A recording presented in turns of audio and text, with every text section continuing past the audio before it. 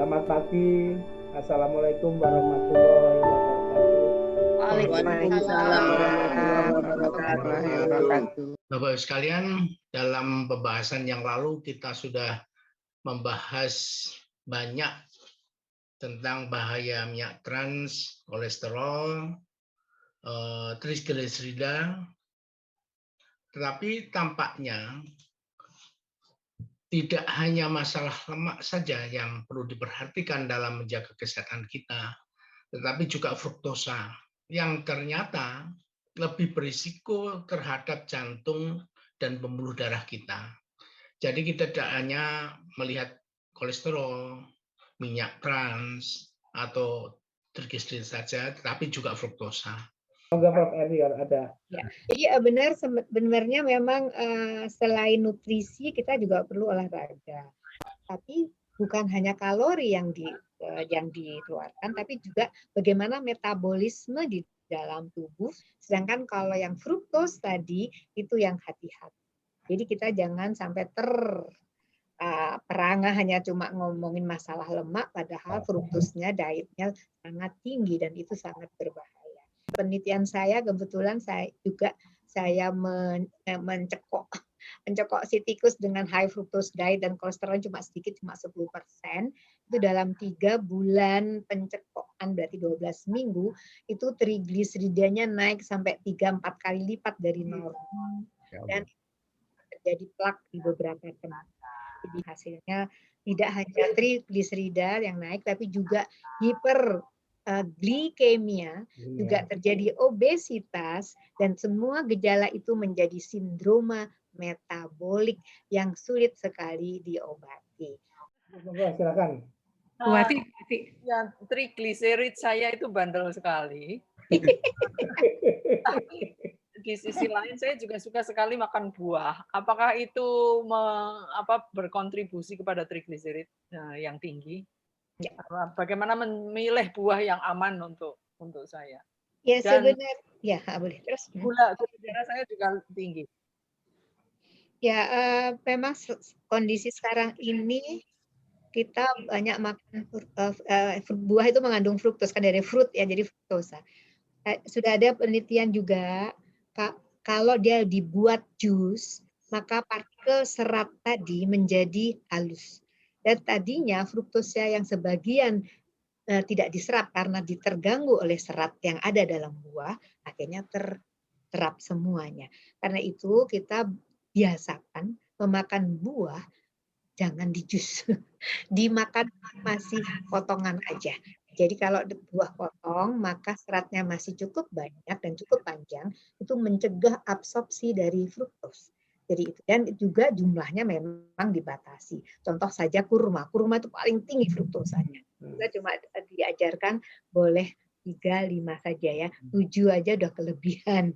Jadi cuma 5 butir saja itu sudah cukup, karena itu memang fruktosanya tinggi. Kita boleh makan buah, tapi jumlahnya yang harus kita batasi. Ya, terima kasih. Monggo. Ya, memang. Prof. Erni. Monggo, silakan. Sekalian tadi ngomongin buah apa yang dipotong-potong, itu apa benar? Katanya kalau dalam proses pengunyahan itu kemudian ada reaksi dengan enzim di air liur itu jadi mempunyai efek baik lah gitu. Dengan dikunyah, itu kira-kira gitu, Prof. Sama. Jadi kita proses metabolismenya dengan mengunyah itu sudah berapa tahap sudah di metabolisme. Dan sebetulnya karena ada seratnya, pada saat dia ditelan, itu sebetulnya fruktosa tadi yang sudah diubah, sebagian akan dihambat absorpsinya karena masih banyak seratnya. Tapi kalau kita minum jus, kan sudah bentuknya cair ya, kita langsung minum greget tanpa harus proses metabolisme di dalam mulut, gitu ya. Kemudian langsung masuk ke dalam lambung. Dan partikel size dari serat-serat tadi sudah mengecil karena dalam proses di blender atau di jus gitu tuh kan jadi partikel size-nya kecil. Dan itu sebagian serat juga diserap.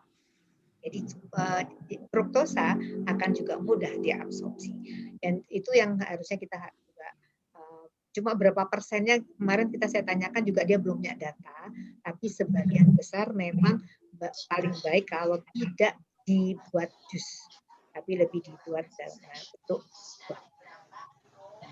Terima kasih, Prof. Nggih, matur nuwun. Nah, Monggo yang lain, ayo. ya tanya. Monggo Bu Nuni. Tanya. Lena. Itu ya, kalau kita makan sari kurma bagaimana ya kalau itu fruktosanya besar? Iya, jadi aman nggak? Terima kasih. Ya, jadi kita melihat bahwa kita ada gejala diabetes enggak? Karena kalau fruktosanya tinggi, dia memang akan dipecah tidak hanya ke trigliserida, tapi juga akan dipecah menjadi glukosa. Karena itu pemberian fruktosa yang kadarnya tinggi tidak hanya ke trigliserida, ke glukosa. Sedangkan glukosa sendiri juga bisa ke arah glukosa, tapi fruktosa jauh lebih tinggi. Kalau dia lihat itu adalah kayak bukan volume tapi tingkatannya. Jadi dari fruktosa ke glukosa itu misalnya dia butuh, kalau glukosa cuma 1 molekul, ini fruktosa ke sini menjadi 2-3 molekul. Jadi kita harus hati-hati dengan fruktosa. Jadi asal pemakaiannya tidak tiap hari, kita perlu saja, sebetulnya tidak ada masalah. Kalau Bu, kalau gula diabetik itu yang stevia. Oh, yang ya ada stevia kan, ada yang berbasis jagung lah. Oh gitu. Dan sebagainya. Kemarin sudah ada penelitian dari gizi klinik bahwa hati-hati juga pakaian. Kalau stevia nggak apa-apa.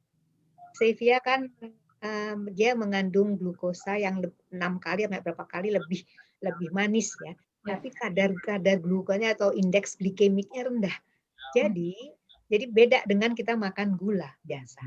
Sedangkan kalau yang jagung tadi, nah itu yang kita fruktos.